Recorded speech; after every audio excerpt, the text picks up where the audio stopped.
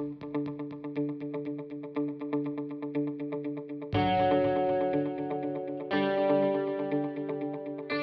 morning or good afternoon, everyone. It's Stefan Swanepoel here and Jack Miller. It is April the 10th, 2020, and it is Good Friday.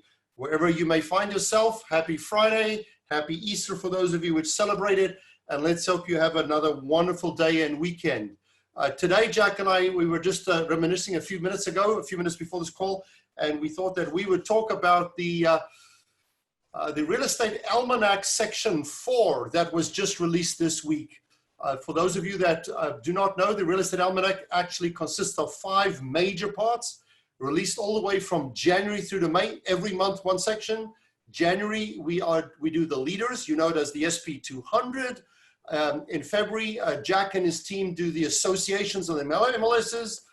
In March, Travis and Michelle and some of the other guys on the tech team put together the Tech 500.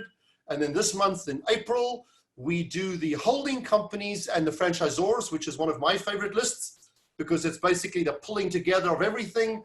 And then next month in May, we bring you all the 1,000 top brokers. And then in June, we pull it all together in a print publication and give you the biggest, most meaningful publication you can find in real estate. It's almost like your annual Wikipedia encyclopedia that has all the information together. So today, Jack, are you ready? We're going to talk about Section 4, holding companies and franchisors. Let's do it. These are the big guys. So it's, these are the big guys. Yeah. Great section. These lists are available. We don't sell these lists. You can just go to realestatealmanac.com and go download. Of course, it's on the site for you to peruse and look through.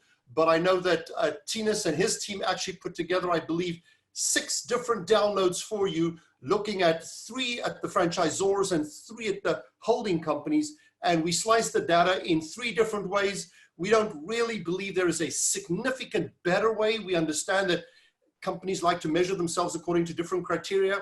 If we had to really pick one, we'd probably lean towards sales volume, because that's how you calculate your income and your revenue and your commissions and your split and your profit. So that probably is the more significant one, but we'd like to acknowledge all of them today. So let's start with I printed them down for me here today, but let's look at the holding companies first, Jack, on sales volume.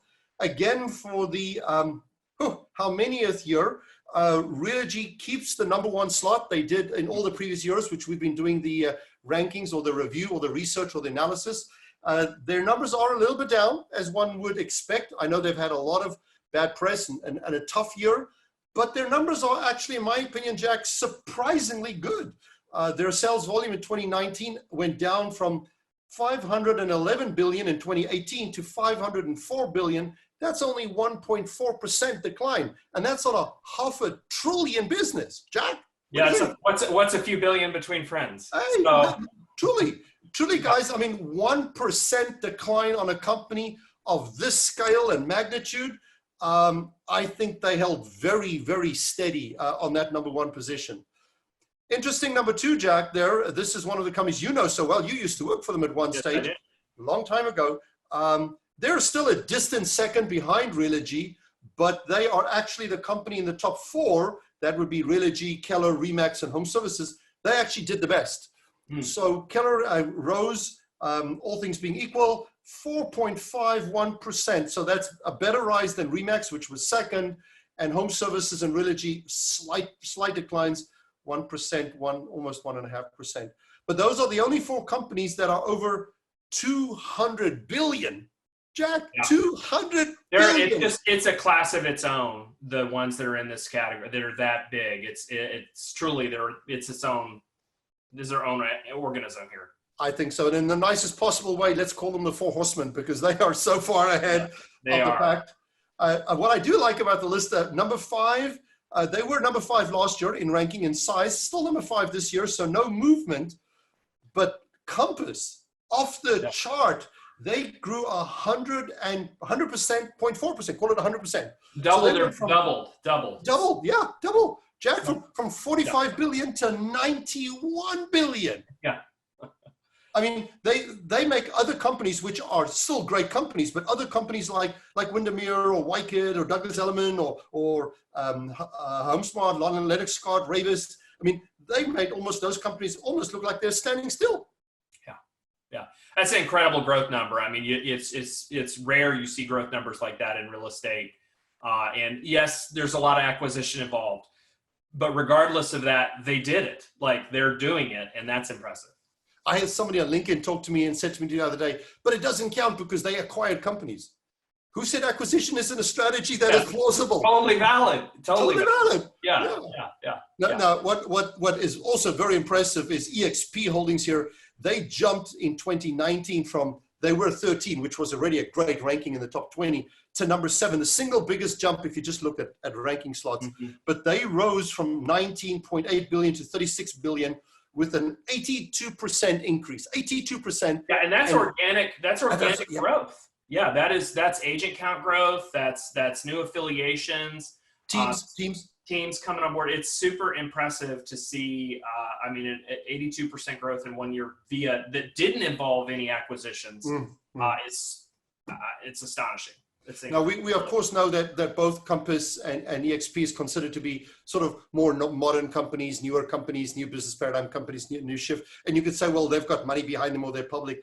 Yes, that's true. But still, guys, 80 or 100% growth on any business at any time, under any circumstances, and not from a super low base. I mean, these companies were already doing in the multiple tens of billions. Yeah. Wow. So then, Jack, we also did the franchisor list.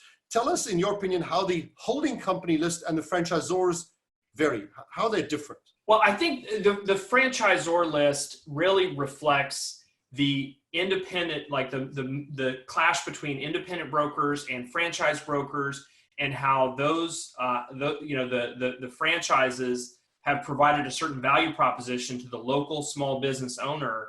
And, these are all showing growth. I mean, these are all showing growth other than Coldwell Banker. Keller Williams grew, Remax grew, Berkshire Hathaway Home Services grew, Sotheby's grew. So the top 5 of those, 4 of the top 5 had significant growth, which means they signed more franchisees. Their franchisees were productive and attracted more agents, and they sold more homes. So it shows that the franchise model is, still powerful, still strong. Alive and well. Yeah. Alive and well. For those of you on the call, the difference for me also is why we created different lists, not because we're trying to put different people at number 1, but when you look at just the traditional brokerage list, which has been published in the industry for the last 20 or 30 years, that only accounted for a certain style of company, meaning a company-owned store where everything was held by one brokerage license, one company. And we saw the same companies always on the top of that list. And I think that list is incredibly valuable, and we published that list too. Mm-hmm. But the franchise list, the holding company list, shows you not different models, but different structures. On the holding company list, we aggregate the Coldwell Banker, Century 21, Better Homes and Gardens, Sotheby's, C21, all together into their parent company, the mommy and daddy, the big company. When we get to the franchise, as you correctly said, Jack, we break them up into sort of their recognizable, consumable entities. Hence, Realogy is not a B2C brand, it's a B2B brand. So we break it up into its pieces, and then actually we have a new number 1. I mean, we have Keller, who has a single brand, as a single entity, is actually now, Realogy is bigger as an entity, but if you break Realogy up to its pieces, you actually find out that both Keller and Remax surpassed the single biggest brand in Realogy, which is Coldwell Banker, who now comes, let's see, 3rd for the second time. And I think that the franchise list reflects a little bit more of the consumer impression because of that focus on brand. And so that's why I think it's just a different way of looking at it that probably lines up more with how, when the consumers think about real estate, they don't understand the holding companies. They don't understand how these structures all flow together. So they think about it in terms of consumer brand. And it tells you how big of a presence both Keller Williams and Remax have created in the marketplace, being their position number 1 and number 2 on the list. I will say the other big one on here that's moved up 22% was Realty One Group. They added a significant number of franchisees in the last year, and are have really been on a growth push of the companies that are in the top 10. So that's impressive numbers. That means that their franchise sales team and their support for those new franchisees has been on a tear. They're rocking it. Again, for you guys on the call, remember, we're not creating lists for the sake of lists. We're not here to promote any one company above another company. And when Jack and I or anybody in the T3 team refers to a company, it is purely because this is data which we gather so that we as a consulting company, we as a publishing company, we as a research company better understand our marketplace. And we understand that not every company is the same strength in every zip code or every state.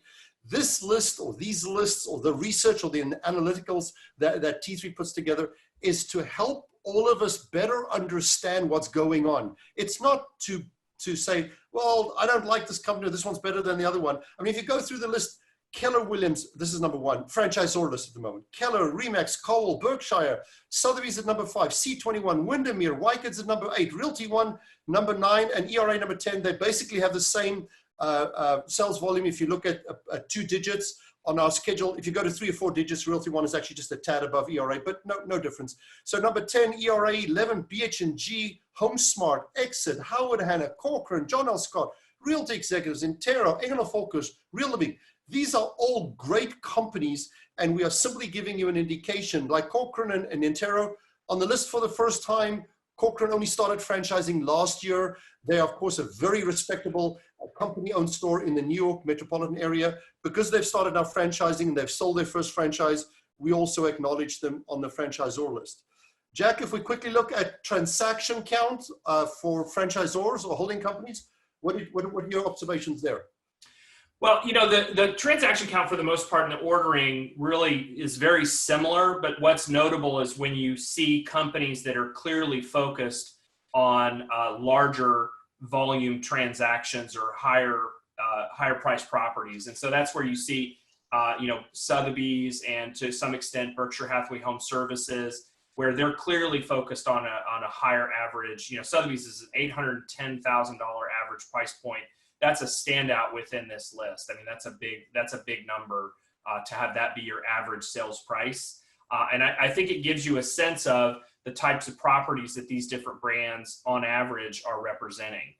So I think that's where you can look at this and get a sense of, and some of it's regional. Like if you look at some of the regional companies, you also get a sense like where they're operating. If they're operating in coastal areas more, so you look at a Windermere, they have an average higher sales price. So it's some things that you would expect, but that are borne out in the numbers where you go, okay, this makes sense that these companies that are regionally based, where there is a lot of high priced real estate, have a natural higher price point that they are achieving for their, you know, for the kind of properties they represent.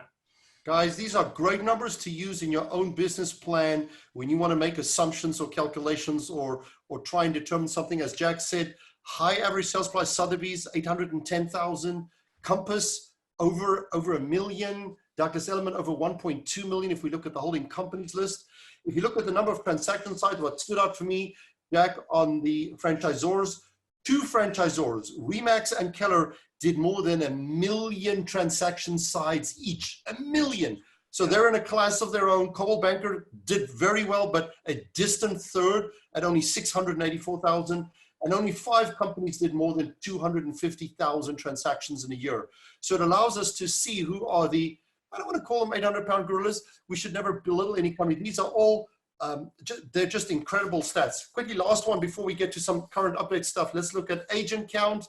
What stood out for you in the agent count? Jack, quickly there. You got a few seconds.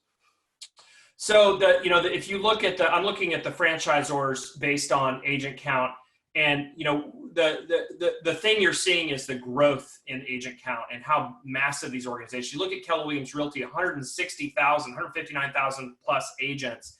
It's double the size of the nearest company, which is Cole 87. So it's just that is a lot of people. I mean, that's an enormous number of people under a single brand. And it's and really stands as far as from a franchise basis, stands in a class of its own to have that many people associated with one consumer-facing brand. So I think that stood out for me. And then you know below that you get into the next tier: Remax, Century 21, Berkshire Hathaway. That's kind of a grouping. Those are again all great brands, all brands that people recognize. But you see they're kind of grouped by agent, and I think the number of agents does reflect your contact with the marketplace, because each agent is contact with the marketplace. So it does reflect that. And I think that reflects the breadth of these brands in the consumer marketplace and how much exposure they're generating with their agents in the marketplace. We know agent count isn't the most important criteria. We know it's not everything, but it is super interesting. 10 companies on the holding company list has 10,000 or more agents. So a 10,000 agent count makes you one of the top 10 companies based on agent count, right? Realogy 1, Keller 2, Home Services 3, Remax 4, EXP up into number 5, very impressive.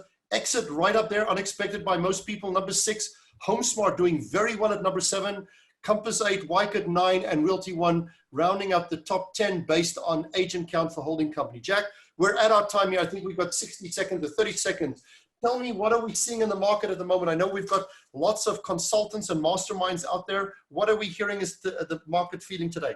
So I think the leaders, both the brokerage leaders we're talking to and the association and organized real estate leaders have moved through kind of the stages of dealing with their businesses, getting their businesses quickly to where they're going to be stable, where they've made adjustments, they've made cuts, they've negotiated leases.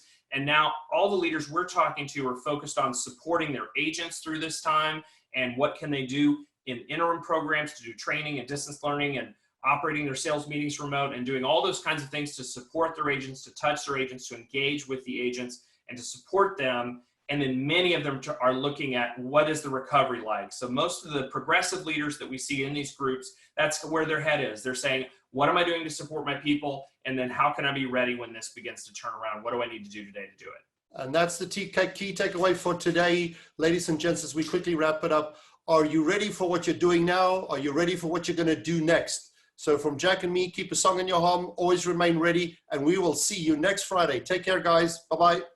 Be safe, be well.